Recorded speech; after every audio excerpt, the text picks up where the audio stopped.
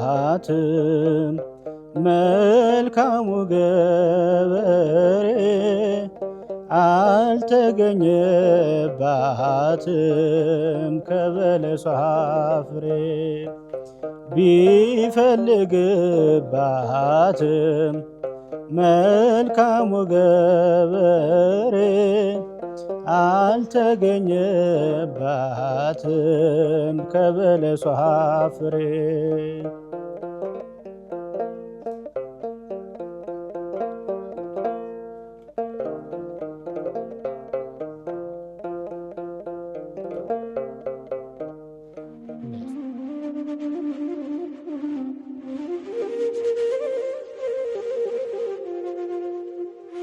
ሰላም ጤና ይስጥልን ክቡራን ተመልካቾቻችን እንደምን አላችሁ? እንኳን ለሰሞነ ሕማማቱ በሰላም በጤና አደረሳችሁ። ከዘወረደ ጀምሮ እንግዲህ ከእናንተ ጋር ነበርን አብረን ቆይታን እያደረግን እያንዳንዱን ሳምንታት ትንታኔ ላይ ያለነው። ዛሬ ደግሞ የክርስቶስ ሕማሙን፣ የክርስቶስ መልኩን፣ የክርስቶስ ገጹን ምን ይመስላል ብለን የምንጠያየቅበት ቃለ እግዚአብሔርን የምንሰማበት ጊዜ ላይ ተገኝተናል። ሊቀ ኅሩያን መምህር ደረጀ ግርማ ዛሬም እንደተለመደው ከኛ ጋር ቆይታ ሊያደርጉ ስቱዲያችን መጥተዋል። ሊቀ ኅሩያን እንኳን ለሰሞነ ሕማማት አደረሳችሁ ይባላል። ከሱን ጀምር። አዎ እንኳን አደረሳችሁ ይባላል።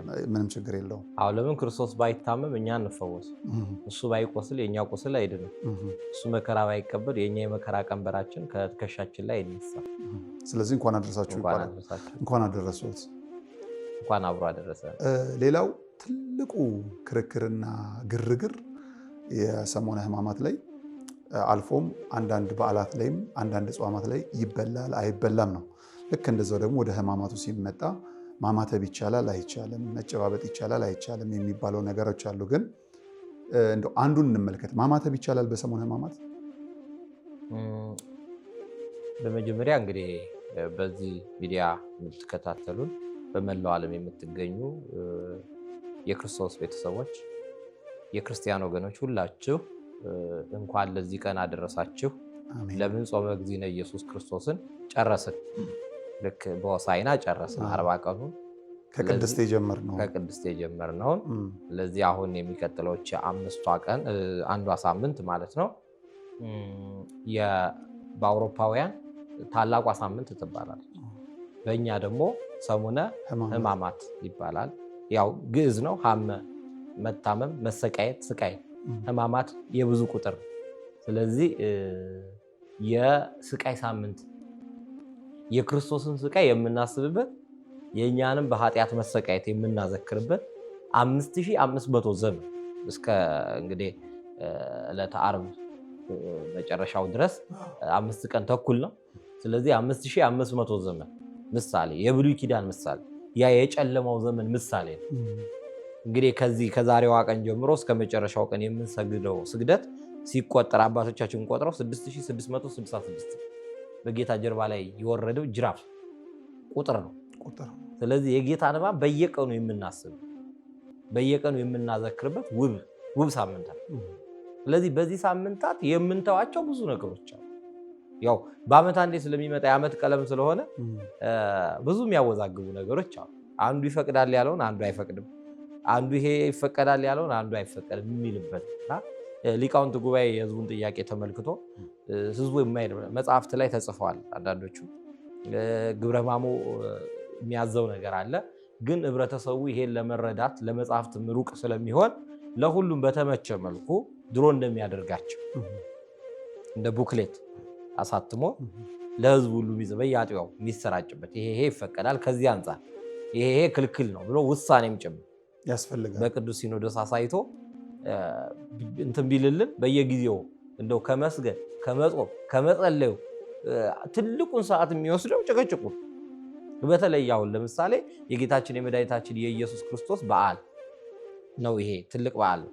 እመቤታችንና ሚካኤል ወይ 12 እና 21 ሲሆን ትልቁ የሚያጨቃጭቀው ግማሹ ቁጭ ብሎ ግማሹ የሚሰግድበት እጅግ ብጥብጥ የሚነሳበት ይሰገዳል አይሰገድም የሚል ጭቅጭቅ የሚያስነሳበት ብዙ ችግሮች አሉ። አሁን ይሄ ወቅት የጌታችን የመድኃኒታችን የኢየሱስ ክርስቶስ መከራ ሕማም የሚታሰብበት ስቅለት ራሱ የሚባለው ዓርብ ቀን ከጌታ 9ኙ አበይት በዓላት አንዱ ነው። በቅዳሴ አይደለም የምናከብረው። በዓል የሚከበረው በቤተክርስቲያናችን ስርዓት በቅዳሴ ነው። በስጋው ደሙ ስጋው ደሙ ትተን ቅዳሴ ትተን እንዴት የማርያም ቀን ይሰገዳል ብለው የማይሰግዱ ሰዎች ይፈጠራል። እንዴት የሚካኤል ቀን ከሚካኤልም ከመቤታችንም ክርስቶስ ይበልጣል። እዚህ ይለኛል 2008 ነው ምናምን ይመስለኛልና ይገጥማል። አዎ ከአንገት በላይ ነው የምንለው ልንሰግድ አይገባም በሚል ጉራማይሌ መልክ ጉራማይሌ ነበር። አንዱ ደብር ተሰግዷል። አንዱ ደብር እዛ አካባቢ የሚመራው አለቃ ሊሆን ይችላል፣ ወይ በዛ ደብር የተገኙ ጳጳስ ሊሆኑ ይችላሉ። ይቻላል ወይ አይቻልም በሚል ስርዓቱ ጉራማይሌ ከሚሆን ሁሉን ለክርስቶስ ክብር ነው ማድረግ ያለው። እመቤታችን የዛን ቀን ራሱ አዘንተኛ ነው። ለፈጣሪዋ ተሰግዳለች፣ ጭንቅ ላይ ናት።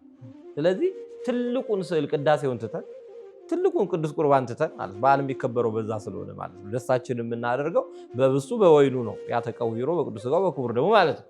ከዚህ በላይ ደስታ የለም። ያን ትተን በሌላ በምን ልንደሰት እንችላለን? ስለዚህ ያ ከቀረ ስግደቱን መቀጠልና በስግደት ማሳለፍ አለብን። ይሄ አንዱ አጨቃጫቂ ነው። ቅድም አንተም ያነሳው ማማተብ በመስቀሉ በኦሪት አልነበረም በ5500 ዘመን። ስለዚህ የአዲስ ኪዳን ነው። ክርስቶስ እስኪሰቀል ማማተብ እንዴት ይፈቀዳል የሚሉ ሰዎች አሉ። ግማሾቹ ደግሞ ሰይጣን ሊቀጣይ ሊገጠቅጣይ ቢመጣ ዝም ብዬ እጠብቀዋለሁ። እኔ በራስን መከላከል እኮ አማትበል ይሄ እኮ በእግዚአብሔር ጣት እኮ አጋንንትን ማራጃ ከቀስት ፊት ያመልጡ ዘንድ ለሚያምኑብህ ምልክትን ሰጣቸው ብሎ ዳዊት ተናግሯል። ስለዚህ ይህ ምልክት ነው፣ ከቀስት ፊት ከሰይጣን ፍላጻ የምናመልጥበት። ስለዚህ በኦሪትም እኮ ምሳሌ የነበረው መስቀል ሙሴ እስራኤላውያን በጦርነት እያሉ ሁለት ሰዎች ዳርና ዳር እጁን ይዘው እጁን ሲያወርድ ድል ይነሱ ነበር፣ እጁን ሲያመሳቅልን ድል ይመቱ ነበር። ይሄ ሁሉ እኮ የመስቀል ምሳሌ። ስለዚህ ሰይጣን ድል የምንመታበት ብቸኛ መሳሪያችን ነው።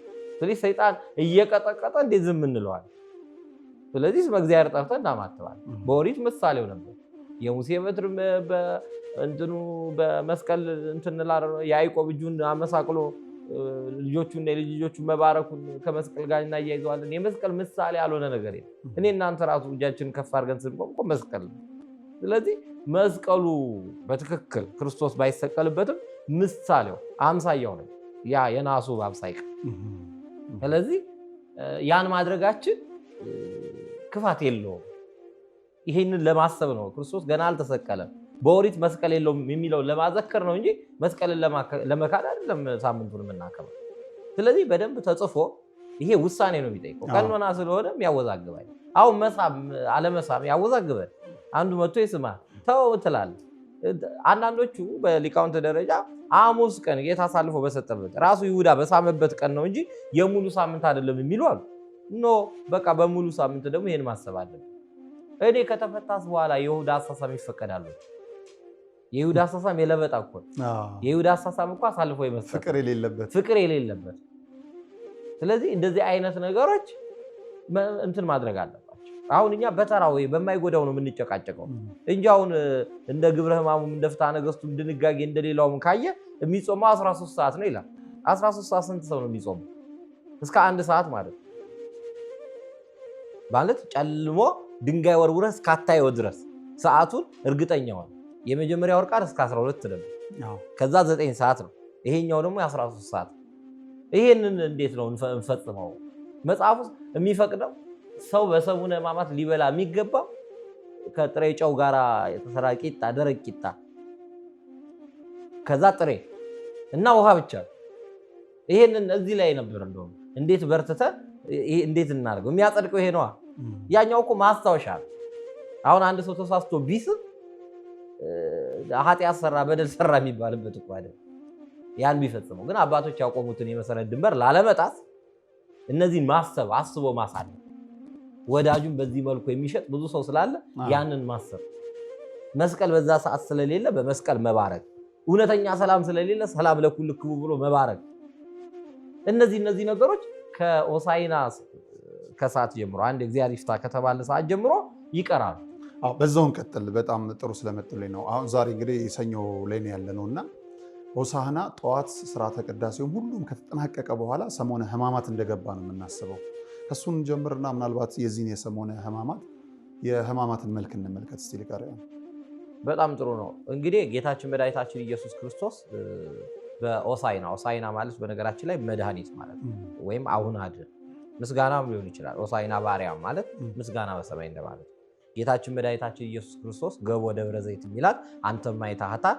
በጣም መስቀለኛ ፎናና የሆነች መስቀለኛ ቦታ አለች። ቤተ ፋጌ ትባላለች። ፋጌ የሚባል ሰውዬ ይኖርበት የነበረው ነው ይላሉ። ሁለተኛ ፋጌ ማለት ራሱ የፎናና መስቀለኛ መንገድ ላይ የዶሽ ከተማ ወደ ቢታንያ የሚያስወርድ ቦታ ነው። ስለዚህ ጌታችን መድኃኒታችን ኢየሱስ ክርስቶስ ከዚያች ቦታ ላይ ሁለቱን ሐዋርያት ጠራ ይላል። ዮሐንስንና ጴጥሮስን ነው የሚሉ አሉ። ያዕቆብ ዮሐንስ ናቸው የሚሉም አሉ። አያጣላል። ግን ሐዋርያትን የጠራው ልብ እንድትል ጌታ ውሃን ወደ ወይን ጠጅ ሲቀይር አስተናጋጆቹን ያዘዘው። አንዳንድ ስራ ሲፈልግ ህዝቡንም ሊያዝ ይችላል። እዚህ ጋር ግን ሐዋርያትን ያዘዘው። ለምን? የስልጣን ጉዳይ፣ የስልጣነ ክህነት ምሳሌ። መፍታት ማሰር የስልጣነ ክህነት። ስለዚህ የታሰረውና የተፈታው አህያ ብቻ ሳይሆን የሰው ልጅ መሆኑን ያመላክታል። እና ሁሩ አገረ ዘቅድሜክሙ፣ ወደፊታችሁ ወዳለው ሀገር ሂዱ። ወደኋላ አይደለም፣ ወደፊት። አየህ፣ ክርስትና ወደፊት ነው። ግቡና አለ 2 አህያና ውርንጭላ ላይ ታስራ ታገኛላችሁ። አየህ፣ እግዚአብሔር ሁሉን አዋቂ ስለሆነ ማለት ነው። ጊዜ ገና አልደረሰም ብሎ በቃና ዘገሊላ ጋን ስር የነበረችዋን አተላ ያወቀ አምላክ ነው። ሁሉን የሚያውቅ ማይምረ ህዋት ነው። ስለዚህ ምን አለ? ታስራ ታገኛላችሁ። ስለዚህ ምን ፈታችሁ አምጡ። እነዚህ 2 አህዮች የኒቆዲሞስ ናቸው ይባላል። ተሰርቀው ነው የታሰሩ። ሌባው ሰውዬ ማን ነው ቢላችሁ ጌታቸው ይፈልጋቸዋል። አየህ፣ ሌባ እንትን ብሎ ነው፣ ልብ የለውም። ለምን? አፍጠህ ከመጣህበት ወይ ብሎ ይስቃል፣ ካልነቃህበት ይሰርቃል። ስለዚህ ጌታቸው ይፈልጋቸዋል። ከተነቃማ ውሰዷቸው ነው፣ አይጣላ። ጌታ ይሄን ሁሉ ያውቃል። እና ተሰርቀው የታሰሩት የአዳም ልጆች ምሳሌ፣ የኛ ምሳሌ። ሰይጣን ሰርቆ አስሮን ነበር 5500 ዘመን በማይሰር ኃጢአት፣ በክደት፣ በዝሙት፣ በኃጢአት የመፈታት ጊዜ ነው። በእንስሳ የመሰለን ለምንድን ነው? ከሰው ተራ ወጥታችሁ እንስሳ እንኳን ብትሆኑ የእንስሳ ግብር ብታይ እንደ አህያ የተናቃችሁ ብትሆኑ እንኳን እፈልጋችኋለሁ። ማን ይፈልጋችኋል ቢባል ጌታቸው። ጌታችን ይፈልገናል።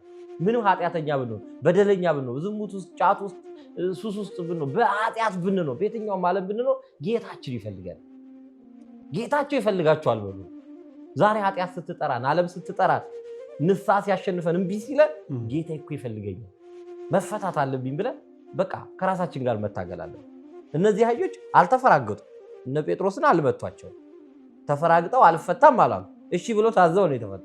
እኛ ግን አሁን እሺ ብሎ ለመታዘዝ ለመፈታት አስቸጋሪ ሊሆን። ለምን? ሆስፒታል ሄደን ሳንታከም ነው የምንመጣው። ዶክተር ጋር ቀርበን ሳንናዘዝ ሳንፈታ ነው የምንመጣው። ቁስላችን ታሽጎ ሳይፈታ ማለት እንዲያመረቅም ብዙ ሰው የንስሐ አባት የለም። እንግዲህ አንድ ልጅ 7 ዓመት ኃጢአት መስራት እንደው ማሰብ ከጀመረ ሰዓት ጀምሮ በንስሐ መኖር አለበት። እኛ ብዙ ጊዜ እያሳበብን ያለ ነው የአባቴ እናቴ የንስሐ አባት በሚል ማለት ነው። እዛ ውስጥ ተሸጉጠን ያለ ብዙ ሰው የንስሐ አባት የለም።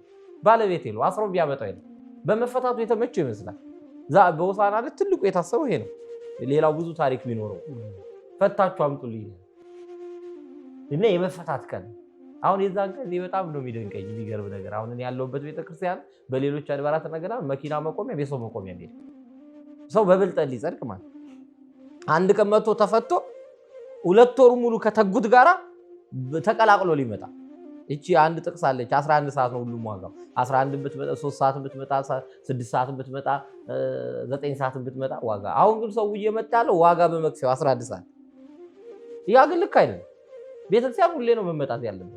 እንደውም እዚህ አሁን ዛሬ የምናነሳው የሰኞው ላይ የሰኞ ቀን አንድ ብለን የምናነሳው ላይ ጌታችን በጠዋት ተነስቶ ወደ ቤተ መቅደስ ሄደ ነው። የቤቱ ባለቤት እንኳን ጠዋት ወደ ቤት ሄደ ነው። ለኛ እኮ ትልቅ ትምህርት ሊሰጣል። ጌታ ከምኩራብ አይጠፋም።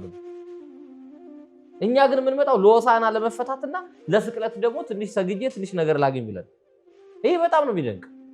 ስለዚህ የመፈታት ጊዜ ነው። ሆሳዕናን አከበር ከተፈታን በኋላ ከጨረስን በኋላ ከሰዓት በቃ ሰሙነ ሕማማት ይገባል። መስቀል ወደ ሰገባው ይገባል።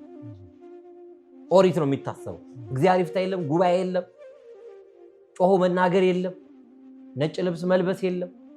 ሐዘን ነው። ጌታችን መድኃኒታችን ኢየሱስ ክርስቶስ ያሳለፈውን መከራ እኛ በ5500 ዘመን ያሳለፍነው መከራ አዙረን የምናስብበት ወቅት። ስለዚህ በዚህ ሰዓትና በዚህ ጊዜ ጀምሮ ሕማሙ ይታሰባል። ሆሳዕና ማለት ነው። ከዛ ሰኞ አንድ ተብሎ ይቆጠራል። ሰኞ ዕለት ጌታችን መድኃኒታችን ኢየሱስ ክርስቶስ ምን አደረገ ሲባል 2 ነገር አለ። አንደኛ አንጾተ ቤተ መቅደሱ ይታሰባል። እሁድ ዕለት 14 ምዕራፍ ከዚህ ከቤተ ፋጌ እስከ ቤተ መቅደሱ 16 ምዕራፍ 14ቱን በእግሩ ሄደ ጌታችን። 10ቱ ትእዛዛትን 4ቱ ደግሞ ኪዳናት ጠብቁ ሲል ከዛ 2ቱን በእግሩ ሄደ። ፍቅረ ቢጽና ፍቅረ እግዚአብሔር ቤተ መቅደሱ 3 ጊዜ አንዷን በአህያ 2ቱን ደግሞ በእግሩ ዞረ። ዛሬ ውደት የምናደርገው ከኢያሪኮ ቅጥር መፍረስ ውጪ ይሄ ነው። ጌታ ዞሮ ነገር ወደ ቤተ መቅደስ ይገባ። እኛ ዛሬ ታቦቱን ይዘን ዞራለን። ዛሬ ውደተ ሆሳዕና ይደረጋል። በአንዳንዶቹ አብያተ ክርስቲያናት ሌሊት፣ በአንዳንዶቹ አብያተ ክርስቲያናት ደግሞ ሰው ከመጣ በኋላ ከቅዳሴ በኋላ 4 ወንጌል ሌላ አቅጣጫም ቢኖር እናደርጋለን። ግን በአራቱ ማዕዘን ወንጌል ይሰበካል አይደል የሚለው። ስለዚህ 4ቱ ወንጌል ይዳረሳቸዋል። ቅዱስ ያሬድ የሰጠን አምላክ ስሙ የተመሰገነ ይሁን። ጾመ ድጓው በቃ ይንቆረቆራል እንዳለ መጽሐፍ ቅዱስን በዜማ ነው የምንሰማው በሚያምር መልኩ። ሕፃናት ተሰብስበው ደግሞ ዝማሬ ያቀርባሉ። የሕፃናት ቀን ለምን ከሚጠቡ ማፈደቂቆ ሕፃናት አስተዳለው ከስባል ከሚጠቡ ከሕፃናት ምስጋናን አዘጋጀ ነው። ከኛ ከጡታችን ይልቅ ከምንጠበው ጡት ከእናታችን ከሚጣፍጠው ጡት ይልቅ በሕፃናት አንደበታቸው እግዚአብሔር ማመስገን አንተን ማመስገን ወደድን እያሉ ያመስግነዋል። ያ ትንቢት ተፈጽሞ ሕፃናትን ዝም በሉ በላቸው እንኳን ሲባል የቢታንያ ድንጋዮች ያመሰግኑበት ቀን። ያን ቀን ተኝቶ የሚያደርሰው ያሳዝናል። በጣም ነው የሚያሳዝነው። ያን ቀን ተኝቶ ሕፃናት ድንጋይ ያመሰገነበት ቀን እኮ ሆሳዕና። አዎ የሰው ልጅ አይደለም ድንጋይ አህያ የከበረበት ቀን እኮ። ልብሳቸውን እያወለቁ አንተ ራቆትን የምትሸፍነ አንተ ለምትቀመጥባት አህያ ክብር ይገባል። እቺ አህያ ሌላ ቀን ብትመጣ ሰው ይገላምጣታል ወይ በድንጋይ ይላታል። እኔና እናንተ ክርስቶስ ቢለየ ልክ እንደዛው ነው። አሁን ያከበረ ስልጣን ያዘው ሰው ዛሬ ሲመጻደቅ ይገርመኛል። በክህነት ያሸበረቀው በጵጵስና የተሞገሰው ሰው ሲመጻደቅ ይገርመናል። በቃ ክርስቶስን የተሸከምን እኮ አህዮች ነን። ክርስቶስ ሲለየን ባዶ ነን። ኩንታል ነው የምንሸከመው ወይ የሆነ ነገር ነው። ለዘበኝነት እኮ አይመርጠንም ሌላው ሰው። ክርስቶስ ምንም ሳይል ለክህነት አውቅቶናል፣ ለመምህርነት አውቅቶናል፣ ለሽልማት አውቅቶናል። ስለዚህ ጌታችን መድኃኒታችን ኢየሱስ ክርስቶስ በዚህ ሰዓት ዛሬ ሰኞ የሚታሰበው ወደ ቤተ መቅደስ ገባና ሻጮችና ለዋጮችን አውጥቶ ጣላቸው። ወገፍታ ማዕዳቲሆሙ ለመወልጣ የማቴዎስ ወንጌል ምዕራፍ 21 ነው ይሄ አብዛኛው የሚነበረው።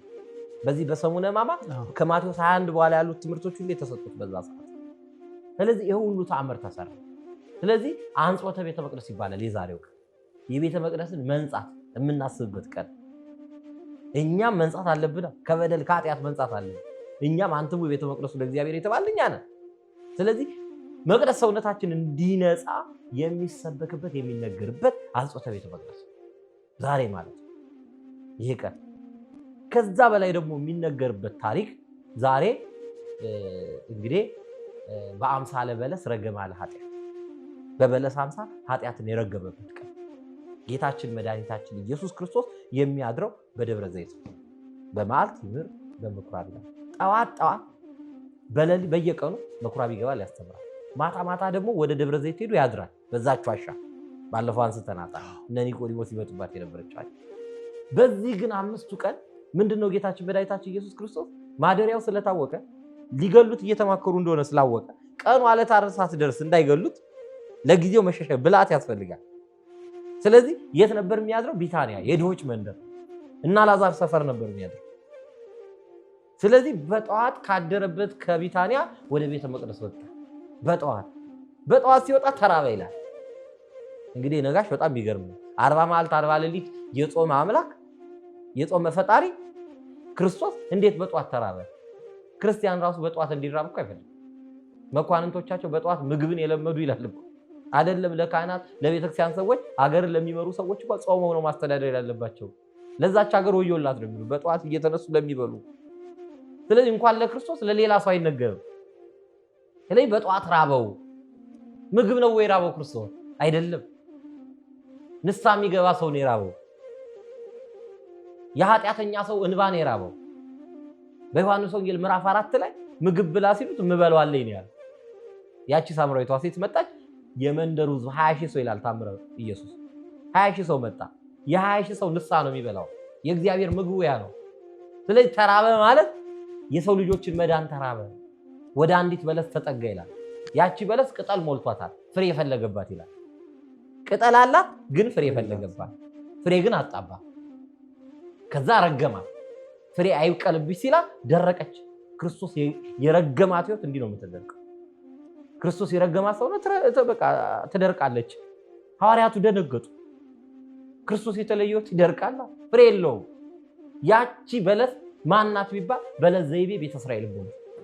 በለስ የተባለች ቤተ እስራኤል ነው። ቤተ እስራኤል ቅጠል አላቸው፣ ተስፋ አላቸው፣ እምነት አላቸው በእግዚአብሔር ላይ፣ ስራ ግን የላቸው። የመጣውን ክርስቶስ ሰቀሉት፣ አሰቃዩት። የገዛ ወገኖች አልተቀበሉትም። ጽጌረዳው መጣ። አይሁዶች ግን እሾሁን ብቻ ነቀሉ። ጽጌረዳውን አሕዛብ ተጠቀሙ። ክርስቶስ ፍሪዳው ነው መጣ። አሕዛብ አርደው አወራርደው ስጋውን በልተው ደሙን ጠጥተው ተጠቀሙ። እነሱ ግን አረዱት የፋሲካውን በግ ክርስቶስ።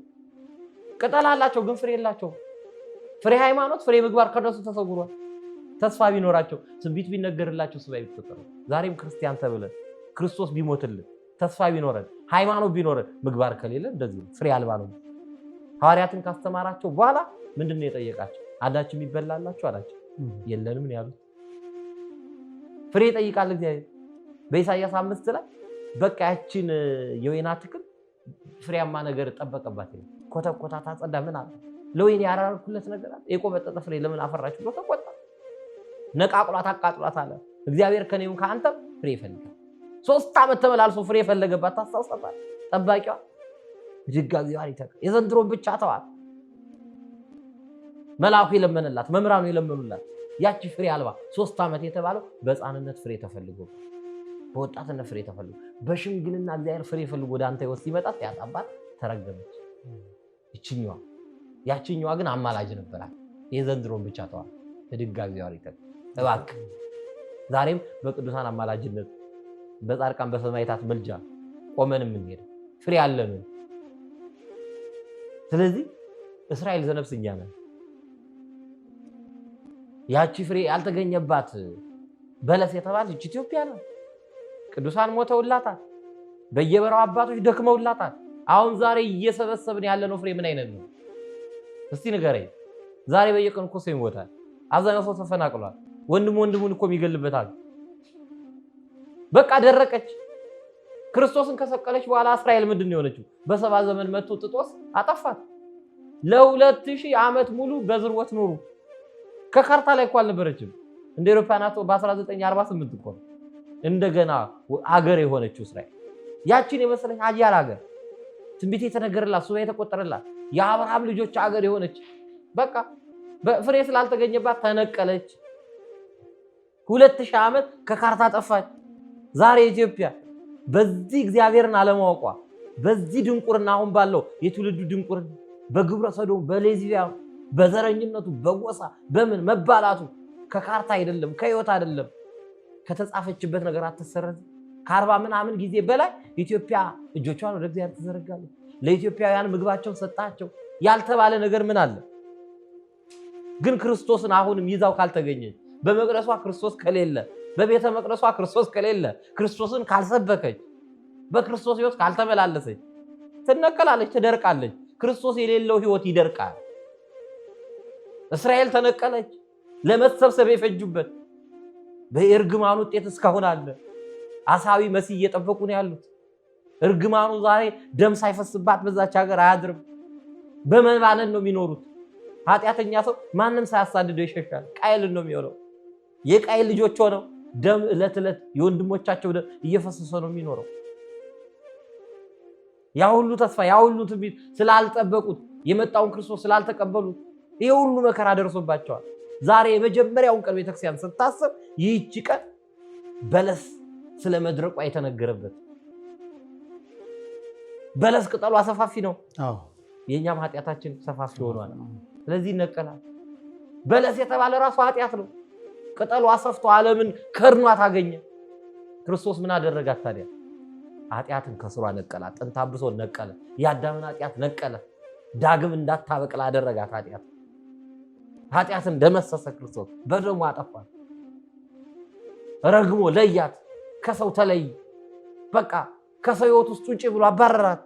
ይሄ ቀን የሚታሰብበት ነው። ይሄ ሕማሙ ቀን ሰኞ ማለት ርግመተ በለስ ማለት ነው። በተለይም የማቴዎስ ወንጌል ምዕራፍ 21 ከ18 እስከ 12 ድረስ በደንብ ክቡራን ተመልካቾቻችን ቢያነቡት ቀደም ስንናገርበት የነበረው የዕለቱን መታሰቢያ ሀሳቦችም ሊያገኙበት ይችላል።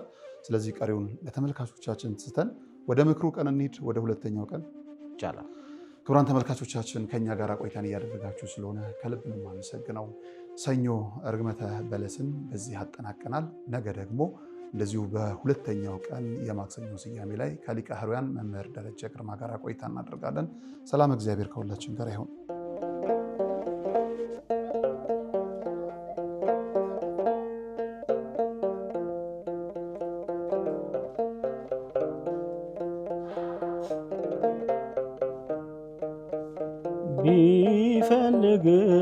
ቢፈልግባትም መልካሙ ገበሬ አልተገኘባትም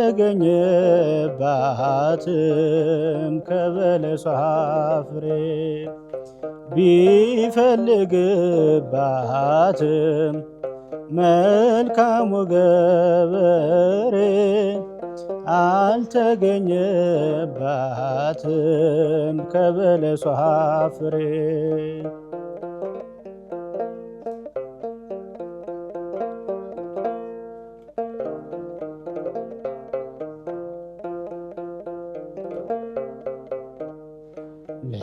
ለስልሶላት ነበር ሃይማኖት መሬቱ፣ ተቀጥሮላት ነበር አጥር ስርዓቱ፣ ተነቅሎላት ነበር ድንጋይ ፈተናዋ፣ ፍሬ ግን ታጣባት በመጨረሻዋ። ቢፈልግባትም መልካሙ ገበሬ አልተገኘባትም ከበለሷ ፍሬ።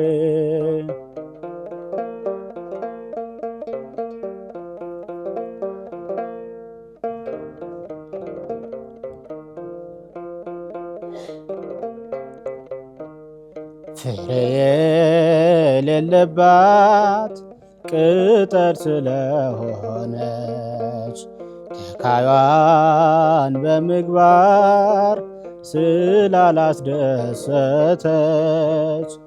መልካሙም ገበሬ ሊቆርጣት ተነሳ ሌሎች እንዳይጠፉ በእርሷ የተነሳ። ቢፈልግባትም መልካሙ ገበሬ አልተገኘባትም ከበለሷ ፍሬ።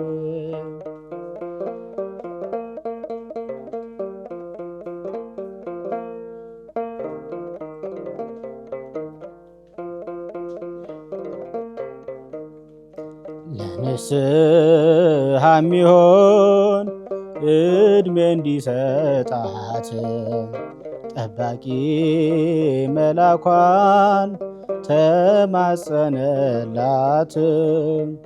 ምክርና ተግሣጽ ይጨምርላት ታፈራ እንደሆነ ለዓመት እንያት። ቢፈልግባትም መልካሙ ገበሬ አልተገኘባትም ከበለሷ ፍሬ።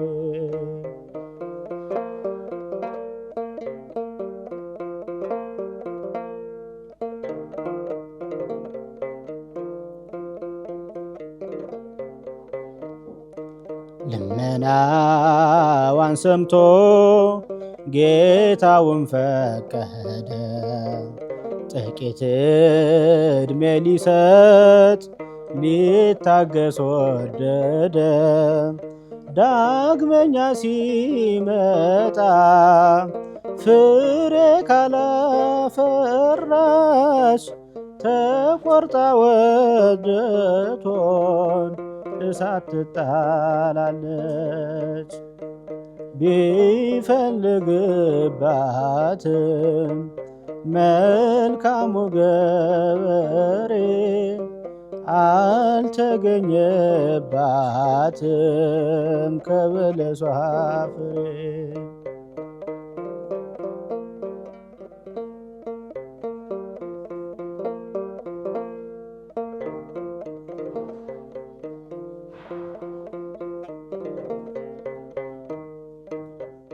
በባህሪያቸው ደካማ ናቸው። ችግሩን ፀሐዩን ሀሩን መቋቋም አይችሉምና እድሉ ለነሱ ይሰጣቸው ብለው ይሄን እድል ሰጥተውን የኛ ተሰራለን። እዚህ ጎጆ 4-5 ሆነን እናድራለን። አልበቃም ሲል ደግሞ ከደጅ ነው እንደዚህ በቃ ሆሎ የምናድር ማለት ነው። ምንም አማራጭ የለም። ሀብሌ ላይ አገዳ ምናምን ስለማይገኝ ከፍትም ስለሚበላው ራሱ በግዥም ስለማይገኝ ያው ከተት ብሎ ከመቻል ውጭ ሌላ አማራጭ የለም። አስፈለገ ደግሞ ኬንዳ የሚለብሱት ነገር በውስጥ እንደዚህ አድርጎ ውስጥ ሰውየውች ሊለብስ ይችላል። ላስቲክ ለብሳችሁ ነው የምታድሩት? የኛ ሲሰራ ደግሞ እነሱ ደግሞ አሁንም ያሉት ከባዶ ከበረሃው ላይ ነው ወድቀው ያሉት። ልክ እኛ ድሮ ላይ እንደነበር ነው ማለት ነው። ከዚህ በኋላ ከገዳማያኑ የምትቀበሉት እምነት ነው። ከገዳማያኑ የምትወስዱት ጸበል ነው። ከገዳማያኑ ደርሳችሁ መታችሁ የምትወስዱት ጸሎት ነውና እነዚህን ለመውሰድ ስትመጡ አባቶቻችሁ ደክመው አባቶቻችሁ ጎሬ ስር ወድቀው ማየትን የመሰለ ክፉ ነገር የለምና ምናልባት እግር ጥሏችሁ ስትመጡ አባቶቻችሁ ወድቀው እንዳታገኙ አደራ ድጋፋችሁን አድርጉ። እስካሁን ስላደረጋችሁልን በጎ አድራጎት ሁሉ እኛ ስንለምናችሁ የነበረውን ሁሉ ስላሟላችሁልን የኛን የልቦና መሻት እንደፈጸማችሁልን መልአኩ ቅዱስ ሚካኤል ደግሞ የእናንተንም የልቦና መሻት ይፈጽምልኝ።